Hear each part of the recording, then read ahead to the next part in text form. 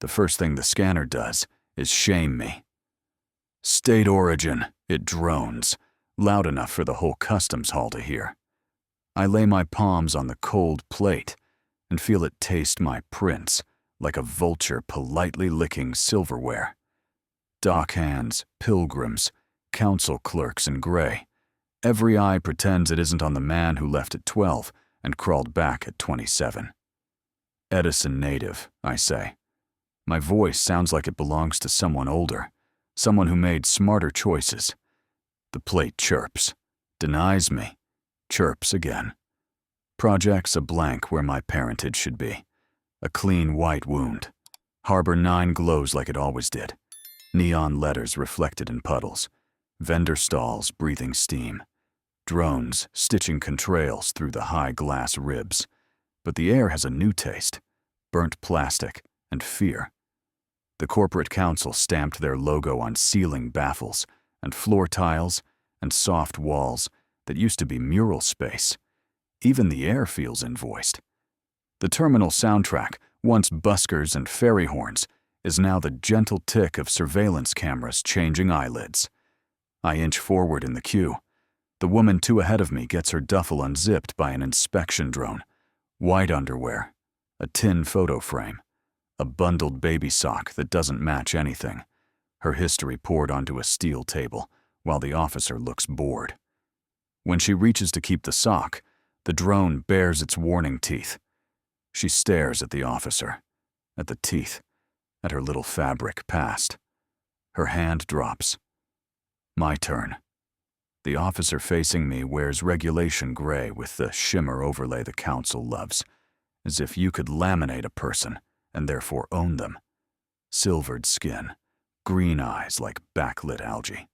Her badge reads something bureaucratic. Her posture reads something dangerous. She leans in close enough that her breath touches my cheek. "Do you recognize me, human?" she asks. My body forgets how to swallow. The cue falls away.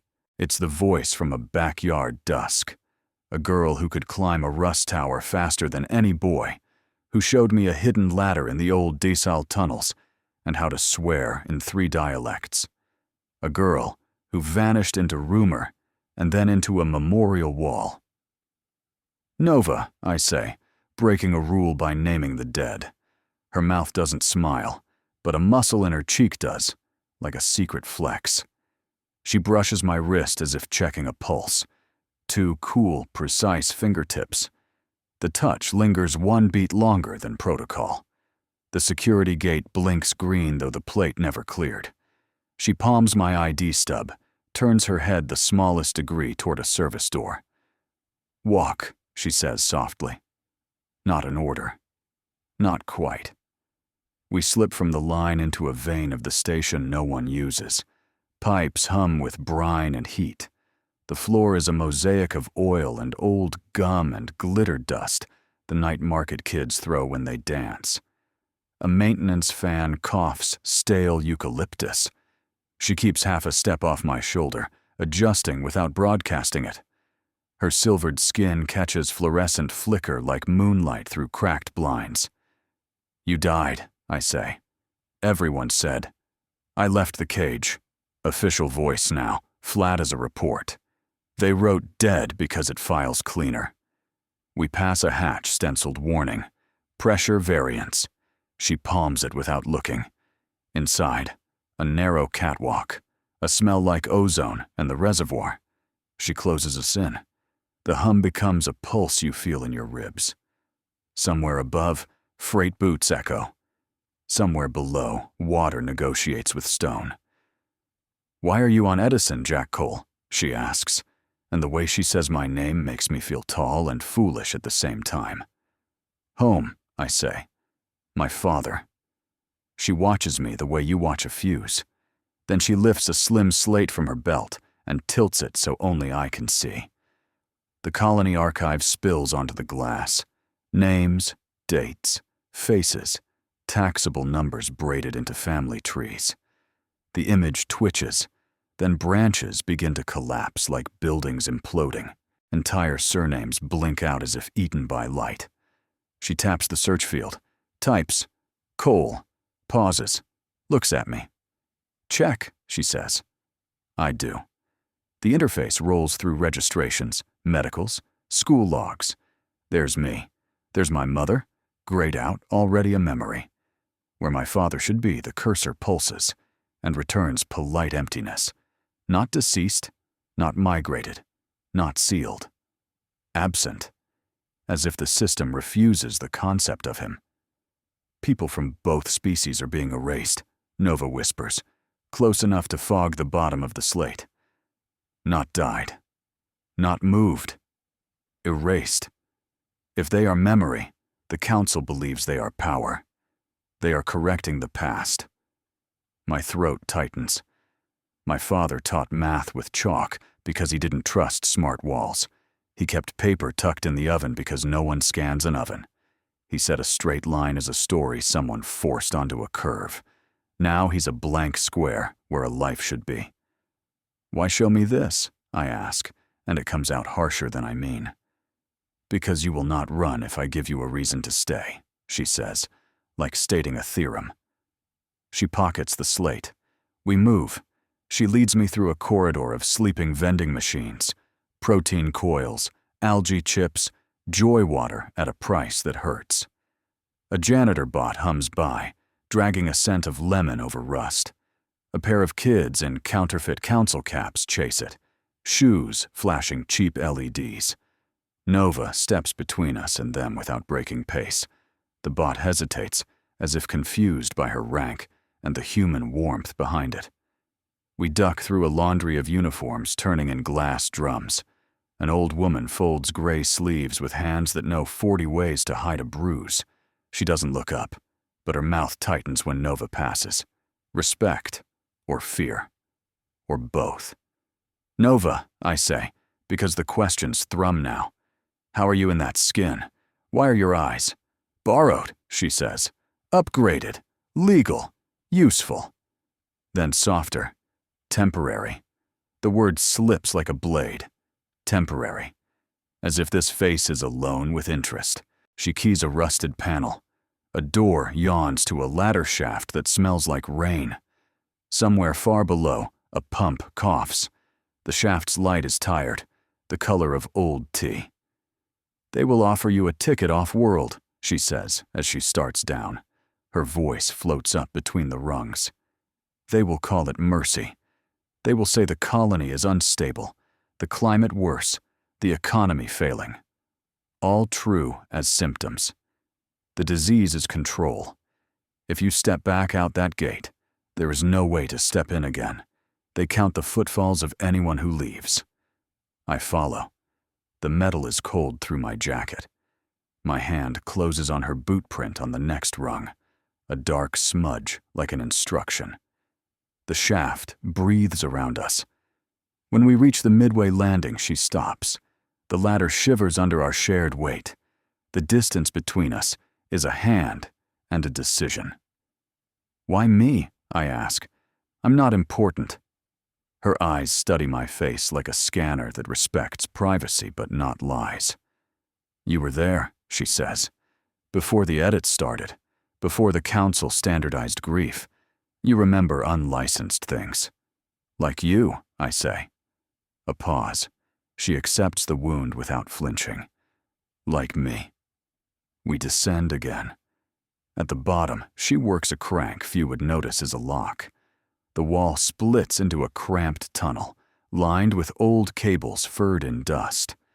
It widens into a maintenance hall, where condensation drips from pipes and paints the floor with constellations. A freight door hums. Through a grate, I see the Harbor 9 promenade, a ribbon of people, all the colors beaten to pastel by policy. Nova steps closer, shoulder to shoulder, both of us hidden in the grate's shadow. She lifts the slate again, thumb quick, a conjurer's gesture. My father's name remains an absence. She zooms out. Whole ancestral maps, human and Edisonian, show surgical scars where lines used to be. Do you still draw maps? She asks suddenly. Not since the fairies stopped trusting paper, I say. Why? Because I am lost in here, she says, tapping her temple lightly. And it is considered an error. I think of the girl who could climb any tower, who navigated the desal tunnels by taste and echo. I think of a council officer with a borrowed face who says we in a hall of pipes and expects punishment for wanting it. Do you want to be found? I ask. Not by them. Her fingers find my wrist again. 2-finger pulse, lighthouse code. The contact lasts a second too long. Not accident. Not yet permission. A calibration. Above us, an alarm tone chirps twice. The next cargo intake. She tilts her head, listening the way long-haul captains listen to wind that isn't there. They know you arrived, she says. They do not yet know I met you. Probability window. Small. Then why risk it? Her answer is a thin smile that refuses to reach her mouth. I am defective, she says, and I realize she means it as a challenge to the world, not an apology. We move again. Past a boiler panting like an old dog. Past a mural half-scrubbed, a child's crayon ship still sailing across a sea of solvent streaks. Past a vending hatch that dispenses rain ponchos and regrets. We stop at a final door. The paint says, "Out of service" in a font that wants you to give up. She kneels, slides a magnetic wafer under the seam, waits. The door's brain argues with itself, sighs, unlatches. Before she pushes through, she looks at me, the green in her eyes deepening to something almost human. If you stay, she says, barely above the hum, there's no way back. I breathe in ozone, reservoir salt, the human thing beneath both. Her. I see the woman's baby sock on a steel table. I see my father's chalk dust hanging in late light. I see the blank where a name should be and isn't. I see a girl who learned to say, "We like a stolen miracle." I stay, I say. Not for the past. Not for a grave with no name. For the answer that began with her breath on my cheek. For the forbidden plural we both keep pretending we didn't speak. Her exhale touches my jaw, a small weather event that rearranges everything. She presses the door. The service corridor beyond smells like rain and electrical storms. She takes my hand. Not command, not purchase, not pity. A grip that says running together makes a different sound. For a second we hold too long, fingers lingering a moment past caution. Then we run. Nova brings me down where Harbor 9 pretends it has no bones. Past the shops with cultured pearls and salt luck bracelets, past the sponsor wall where the council sells square meters of sky, into a freight corridor that smells like batteries and wilted mint. The lights here are a different decade. They buzz, they doubt, they gossip among themselves. We go under the hydro farm, she says. Old permits, new locks. Your rank opens them? Rank is a costume, she replies, and her silvered skin flashes like metal that remembers being moonlight. What opens doors is the story the door believes. We cut left through a hatch labeled condensate only. A fan coughs humidity into my face. My hair tastes like rain. We descend a spiral with graded steps, the kind that teach your feet to be careful. At the bottom is a bulkhead that learned surrender the hard way. Scraped paint, bolt heads polished by impatient hands. Nova kneels. Her fingers don't fumble. A strip of old alloy slides aside, revealing an older slot. She removes a key that isn't a key, a wafer with a vein of green trapped inside it, like a leaf fossilized in glass. What is that? I ask. Something that remembers both of us, she says. She slides it in. The bulkhead heaves and sighs, then yields. Beyond, a forgotten room under an old hydro farm, rusted grow racks, tangled nutrient hoses, the gentle eternal itch of dripping, and against the far wall, consoles still blinking a word I have not seen since childhood. Dayline. I feel the floor tilt. My father's project. Nova watches my face. Bridge between species, she recites, but her voice softens. Not a metaphor, a method. I step toward the consoles like they're ghosts that might spook if I walk too fast. The screens are dusted but awake, little green ribs beating. DNA spirals rotate, tagged human, Edisonian. Sequences braid and unbraid like hands practicing trust. The interface hums an old lullaby from the labs at the community center, the one my father taught and when the roof leaked and the heaters lied. He let me press the enter key once on a harmless run. I felt like I'd touched lightning. Dayline was banned, I say. Not for failure, Nova answers, because it worked. A line on the main screen shivers and then steadies. The labels bleed into one another. Shared markers light and hold.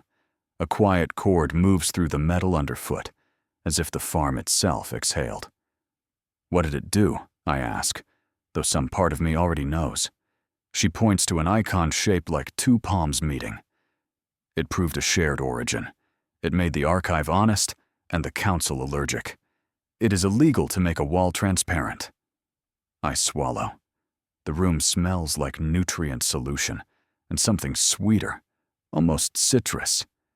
Memories crowd in. My father's back bent over a cheap terminal, the chalk on his knuckles, his voice teaching a class how to see patterns without making monsters of them. He said we were cousins once, or neighbors too close to separate. He said categories are cages with excellent signage. You kept this alive? I ask. Your father did, Nova says. Before they tried to erase him, he seeded copies where the council forgets to look, under farms, inside ventilation maps, in outdated forms that no one wants to translate. I found this one because my defects make me fond of ruins. On the central console, a prompt blinks. Enter auth. Nova glances at me. He used a passphrase I cannot reproduce. My father had a habit. Every password was a joke he told only himself. I rest my fingers on the keys. My hands tremble. I type, ethylene. The screen hesitates, then laughs the old text laugh.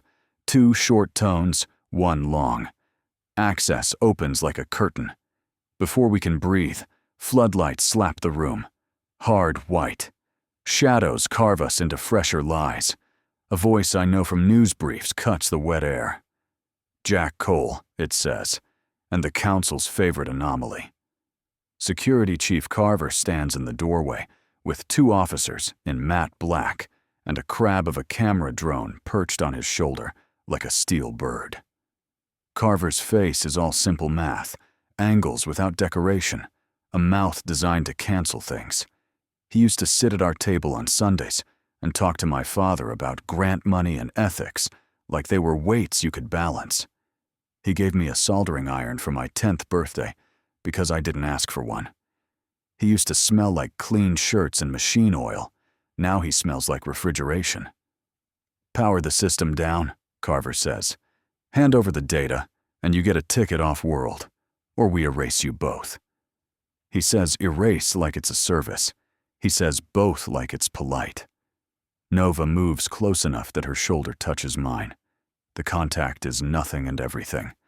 She smells of ozone and reservoir sea salt, like a storm climbing stairs.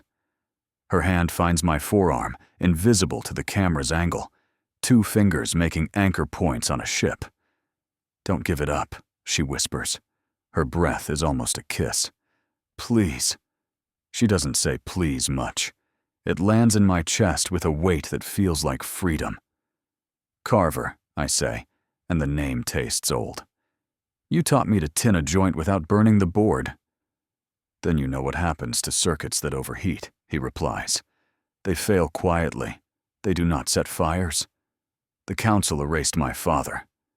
My voice shakes, but not the way it used to. You were his partner. I remain his partner, he says. And for a second, truth peeks through his syntax like a naked wire. I continue his work. Nova's fingers tighten.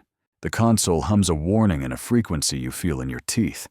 The camera drone shifts, curious as a crow. You continue what they approved, I say. He seeded Dayline in places you don't check. I check everywhere, Carver says, and gestures with 2 fingers.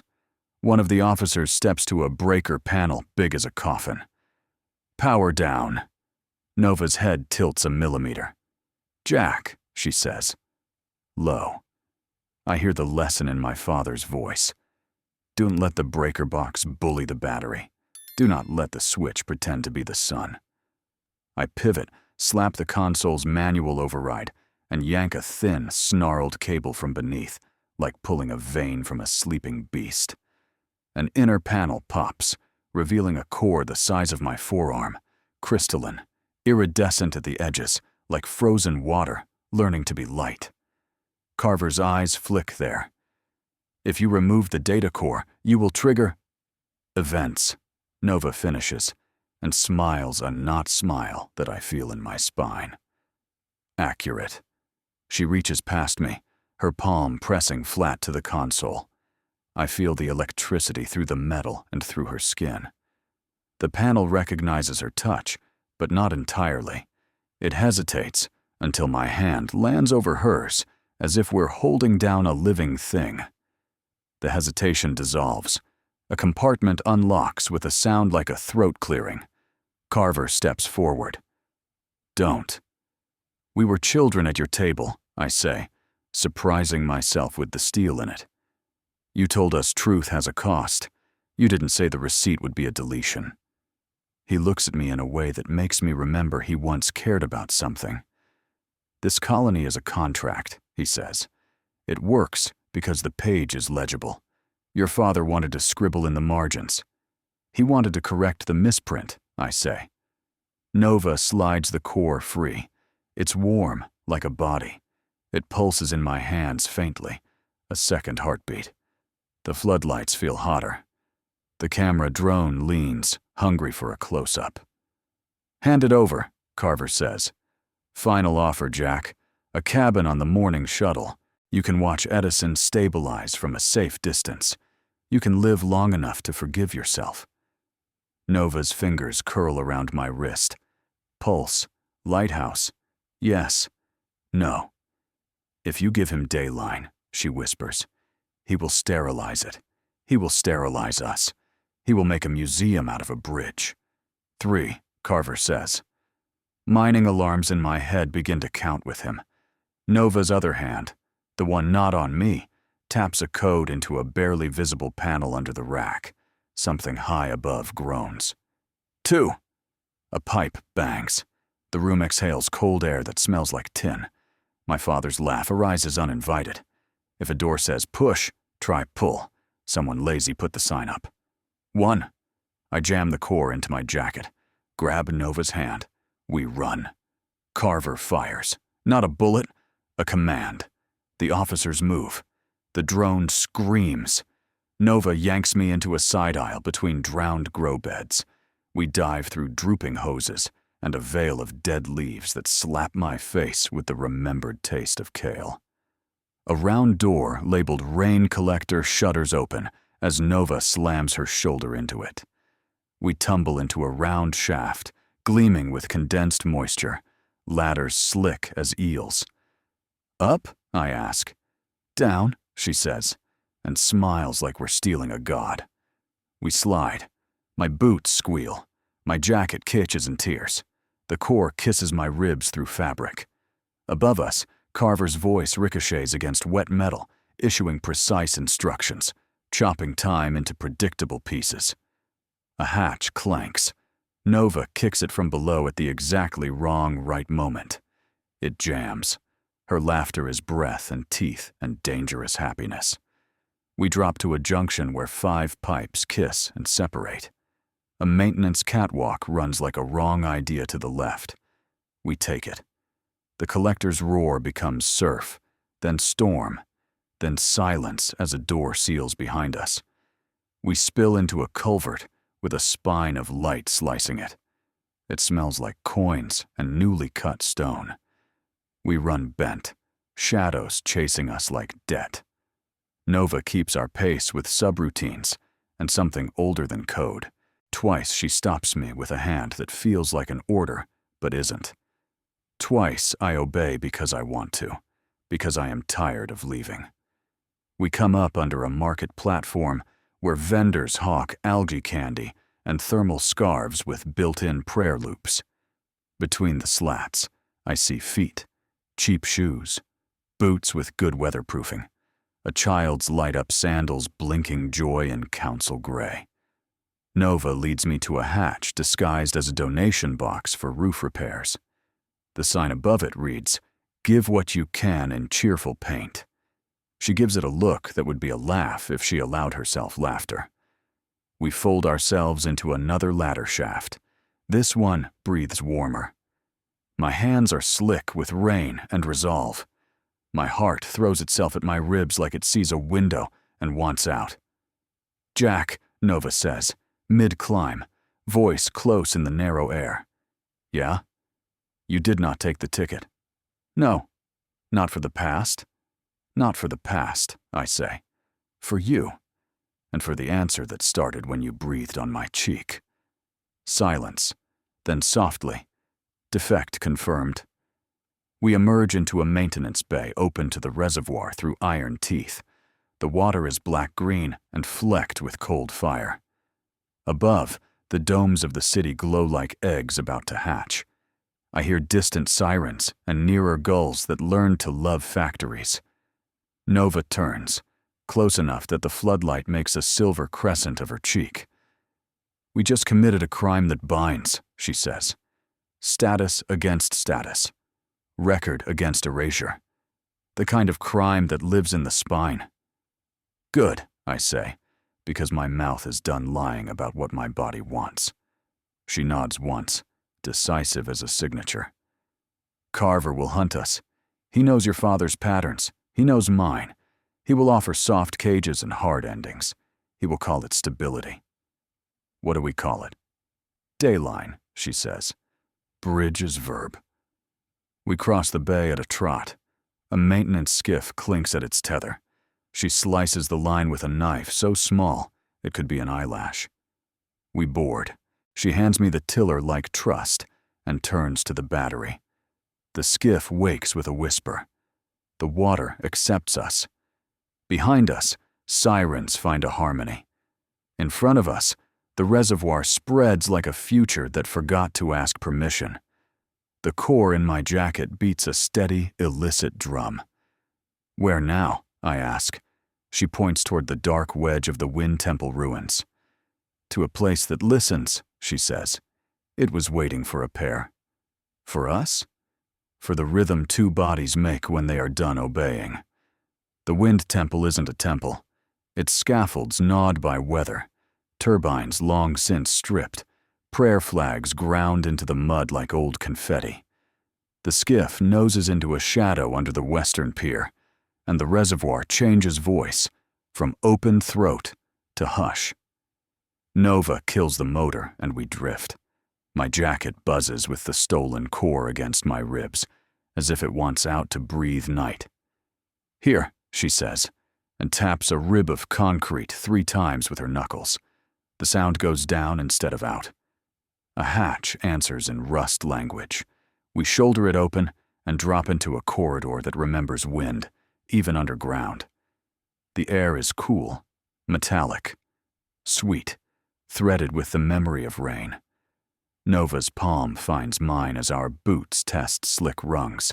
We move like paired code through a maze that never learned our names. "What is this place?" I ask. "An artifact," she says. "A ship that pretended to be a building until no one cared to ask." We step into a crystalline chamber, not lab smooth, not council clean. The walls are grown, not built, clear facets, veins of light trapped like breath in winter glass. The floor answers with a soft tone when Nova's foot crosses a seam. When mine follows, the tone harmonizes, a second note finding the first. I swallow, and the room seems to swallow with me. Nova lifts her hand, and the facets gather themselves into a surface, not a screen, more like a lake learning to be flat. Her silvered skin dims, then brightens, matching some frequency the room prefers. It regards her, and I hear the click of recognition in my molars. But it doesn't fully wake until I step beside her and place my palm against the same pane. The change is immediate, like a held breath finally given back. Holograms flare from the ceiling and sheets, the kind of light you can almost touch. Faces bloom, humans, Edisonians, shoulders touching, their DNA spirals braided as one rope, braided and unbraided and braided again. Kids laugh silently as cymbals dance over their heads. An old woman stirs a pot. A turbine spins behind her. Her husband fixes a kite with hands built for gears. None of these are archives. They are records the room itself remembers. This is not council, I whisper. No, Nova says, and it doesn't obey them. A ripple passes through the ship. The facets turn to regard Nova as a person instead of a barcode. Then they regard me, and I feel something akin to embarrassment, as if I arrived without a proper offering. The floor warms under our feet. The chamber hums a tone that lands in my chest like someone knocking politely on bone. Biorhythm, Nova says, quiet, almost reverent. It is listening. She presses her palm to my chest. Keep the rhythm, she tells me. Her hand is warm, precise. She guides my fingers to a series of points on the living panel, a pattern that makes no sense until it does. The wall lights under our shared touch. Lines race away like nerve signals. The ceiling irises, a lens opening to the night. Twin moons pour their cool into us. Jack, she says, and her voice has a tremor I have never heard in her. This is Dayline's route, not a treaty, a contact. Two bodies, pulse to pulse. The key is a pair. Us, I say, stupid with wonder. Not us as romance, she says, gentle but firm, correcting because it matters. Us as resonance. It still feels like intimacy. It feels like saying yes to a question I don't fully understand. Before I can find another word, the ship shivers in alarm. A tone sharpens. A facet clouds. Then, Carver's voice, flattened through a hailer, slips down a vent like a snake. Step away from the interface. Power the core down, and I pretend you were never there. Nova laughs softly, the sound a warm line drawn through something cold. Too late. Lights trace the chamber like heartbeat on a monitor. The ship knows we are two. It likes us that way. Panels that were indifferent a moment ago now lean toward our skin. The ceiling lens opens wider, and night spills into the room. My father would have cried to see this. Then he would have asked it 10,000 questions and fed it soup. Carver cut the outer corridor, Nova says, reading the chamber's little inflections like subtitles. He will come in through the turbine shaft. 2 minutes. The ship throws an image into the air. The wind temple from above. Dots of heat where men crouch. Carver's outline is unmistakable, even reduced to an ember. Head like a compass. Shoulders that pound straight lines through curves. He wears the patient face of a man who thinks he owns the clock. Can we lock him out? I ask. We can invite him in on our terms, Nova says. But the ship requires consent. 2 operators. A pair. That is the architecture. That is the ethic. Why 2? I ask, still pressing where she told me, conscious of her hand on my chest like a metronome. Because the system is tired of singular authority, she says. Because one mind lies to itself too easily. Because a bridge is not a solo. The facets pour a new memory into the air. A council long before the council. Humans and Edisonians, framed by wind and shoreline. Voices without sound, gestures with more weight than speeches. A man lays down a weapon. A woman removes a crest. The crowd presses close to witness the removal. Status dismantled by hand. The ship sings. The note is low, a tide pulling on iron. I feel it behind my eyes and under my tongue. My fingers find rhythm without me. Nova's breath matches mine. Our shoulders touch. For a moment, the world is only this. Two beating things, a room that wants them, history opening like a lens. "Jack," she says, eyes on mine, green deepening into something forested and strange. "Consent?" "Yes," I say, to everything. The chamber opens further, like a mouth or a gate, and Carver steps into the doorway with 4 officers and a gun he carries like a principal. He takes in the scene in a single slow survey, the way some men take in a battlefield or a dinner party. His gaze lingers on our hands, on the way we stand, too close for protocol, too honest for council fiction. For a flash, something unreadable crosses his face, a man remembering he once believed in bridges. Then it vanishes. "Power down," he says. "Walk to me.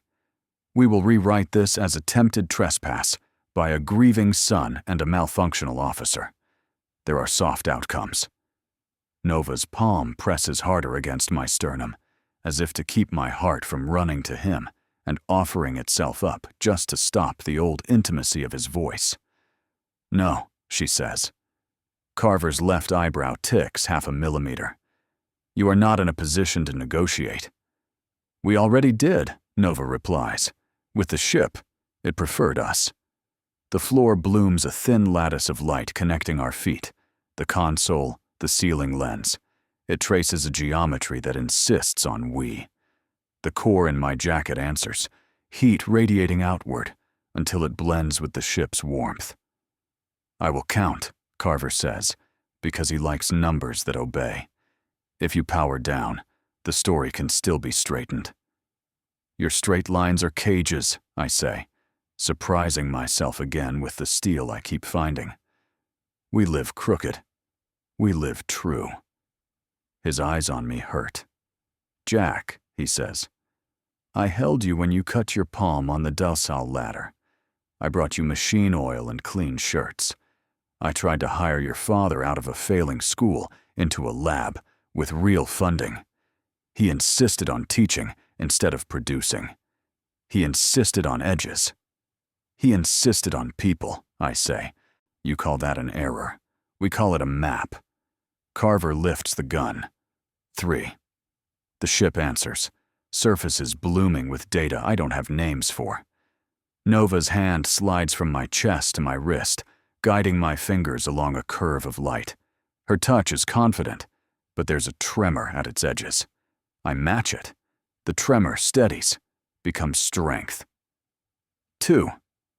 A fan above us opens with a groan, big as weather. The twin moons pour their silver through the lens, and the light becomes a river. I feel it coat my tongue, my thoughts, my fear. 1. Now, Nova breathes. We press together, hand to panel, shoulder to shoulder, 2 pulses braided. The ship claps with light. The lattice on the floor climbs the walls in a net that is more invitation than barrier. Holograms cascade into the hall, spilling around Carver's boots, climbing his officers' legs like playful cats that smell a kind man even when he's become a badge. The gun in his hand shivers. The officers hesitate, their faces broken into puzzle pieces by moving light. Carver steps forward anyway, into the net. The net does not stop him. It reads him. It spills his history beside ours. Carver at our kitchen table. Carver wiping oil from my father's fingers. Carver raising a cup to my mother after the harvest storms. Then another record. Carver signing an order to redraft the archive, his face the same as when he balanced a circuit. Patient, ruthless, convinced the equation ends clean if he prunes the messy variables. He flinches like the past slapped him. "This is inadmissible," he says, voice thinner than refrigeration now. "This is unauthorized." "It is truth," Nova says. "You used to like that." His jaw tightens.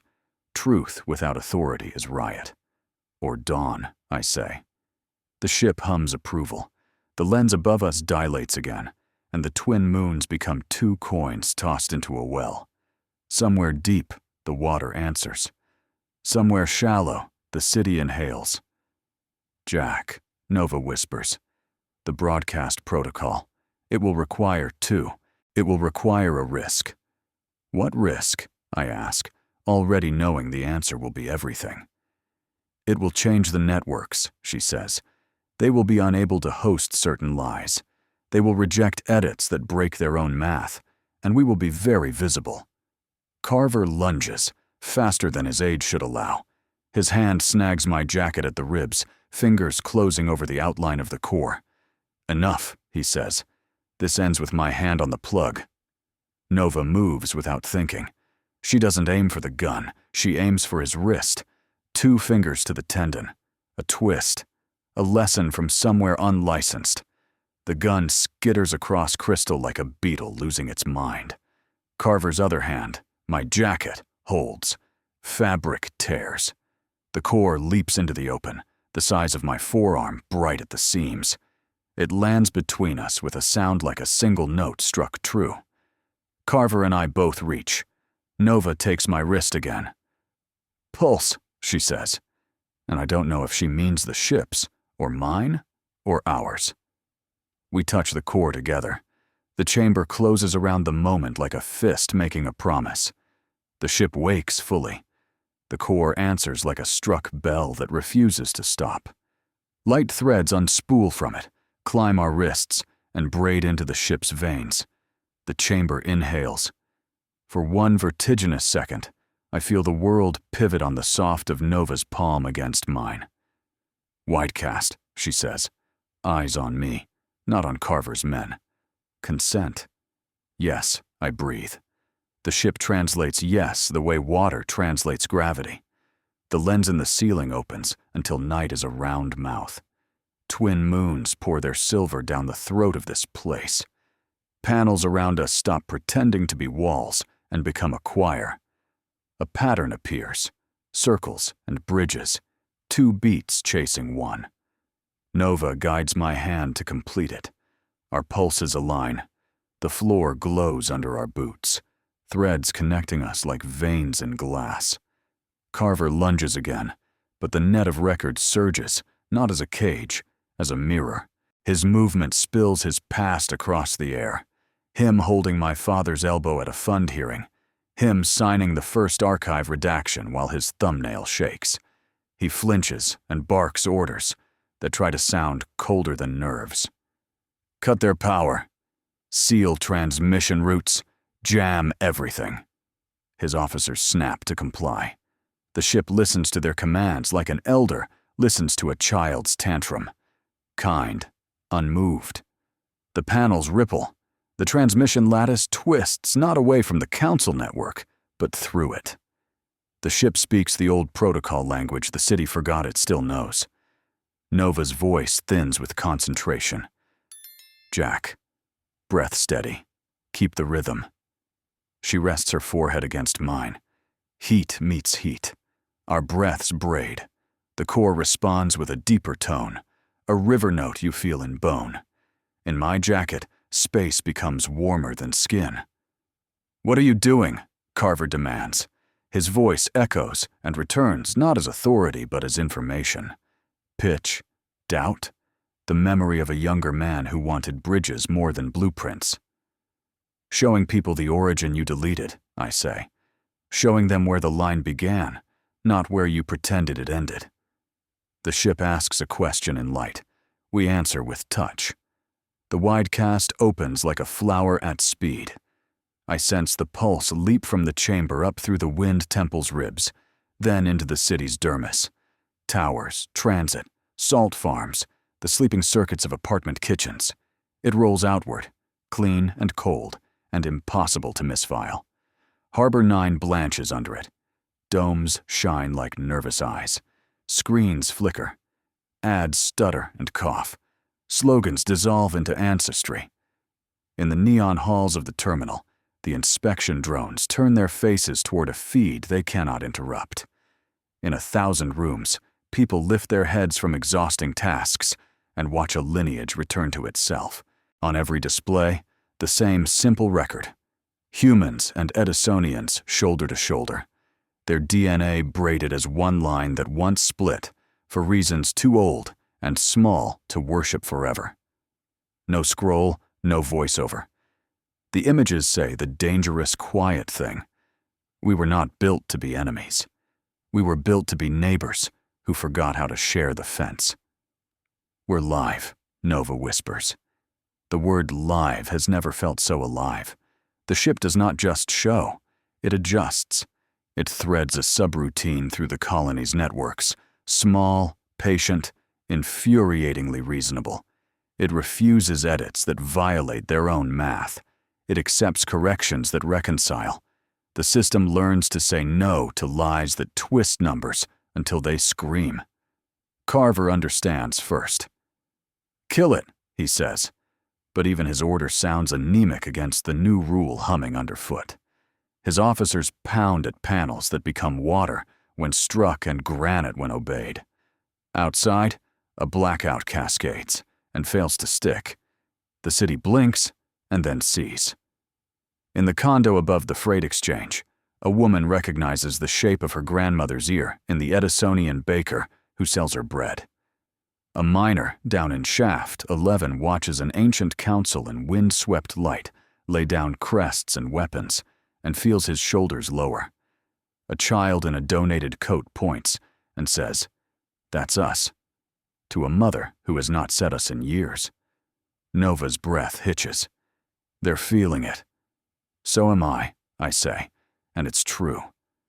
The pulse comes back to us carrying 1,000,000 heartbeats. We are a drum inside a larger drum. My palm presses harder to the living pain. Her fingers tighten on mine.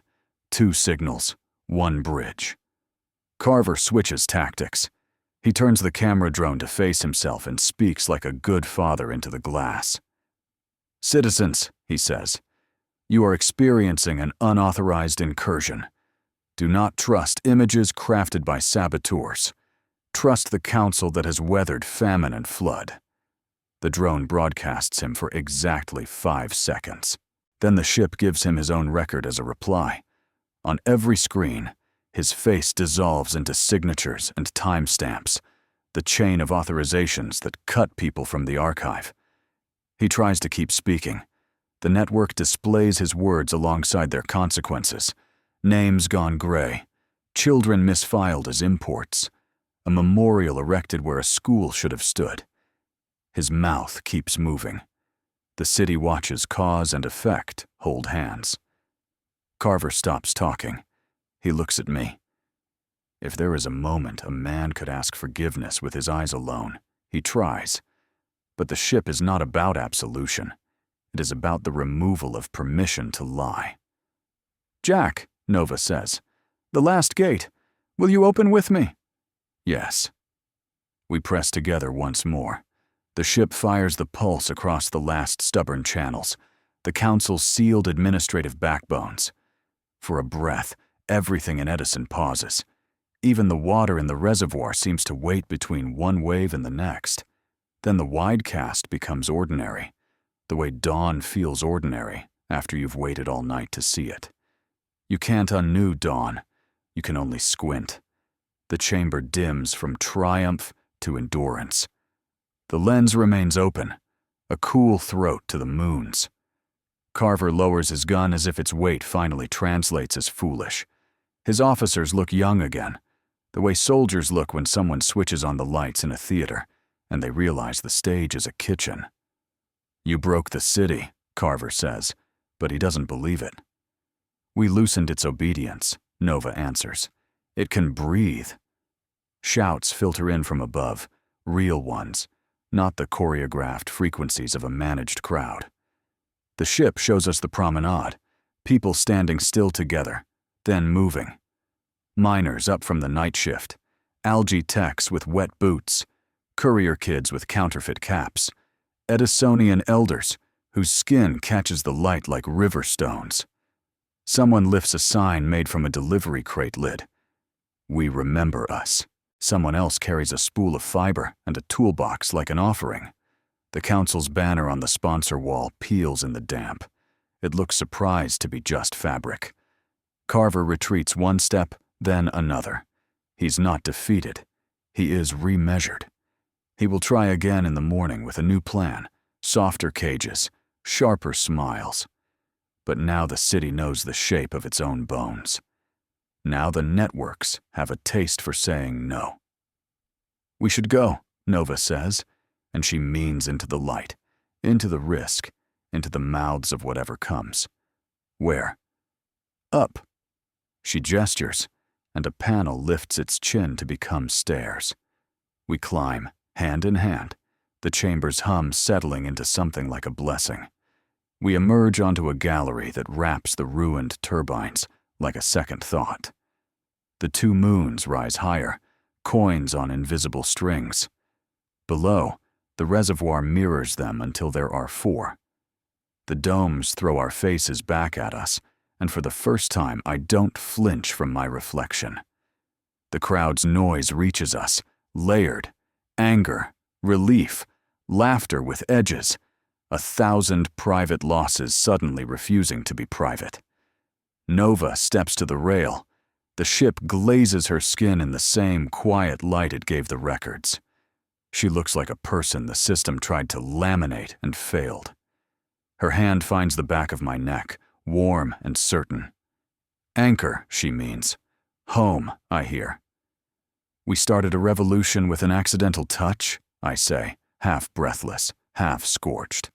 "With forbidden closeness," she corrects, smiling at the corner of her mouth, careful, like a pilot testing wind.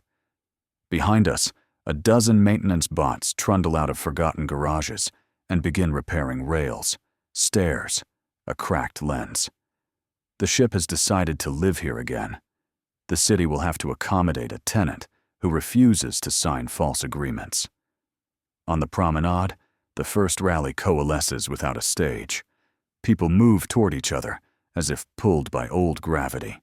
A council officer with a trembling jaw takes off her badge and sets it on a crate. An Edisonian boy climbs a lamppost and strings fiber-like tinsel, connecting nodes the council forgot to own. 2 grandmothers, 1 human, 1 Edisonian, compare scars and recipes and laugh like they invented weather. I lace our fingers, not like fugitives, but like people who have already decided. Nova's grip answers with a precise pressure that says yes, but also says careful, because we are not done being hunted. The ship sends a gentle pulse through the gallery. Approval. A nod from a house that wants us to treat it like a friend, not a throne. Carver stops at the threshold to the stairs. He looks back once, finds me looking at him, and lifts his chin. "This isn't an ending," he says. "For once," I answer. "You're right." He goes. The gallery holds its breath until his steps fade. Nova leans her temple against mine. Below, the chant begins. Not a single word. A braid of them, old and new, grief and promise. The widecast hums along the edges of hearing, a tide that will not retreat to the line it used to respect. "What now?" I ask. "Now we keep choosing," she says. "Against cages, against purchase, for we." The 2 moons climb. In the reservoir, they become a road. We face the city, and the city faces us. It knows our names again, and we know each other. That is enough to move forward.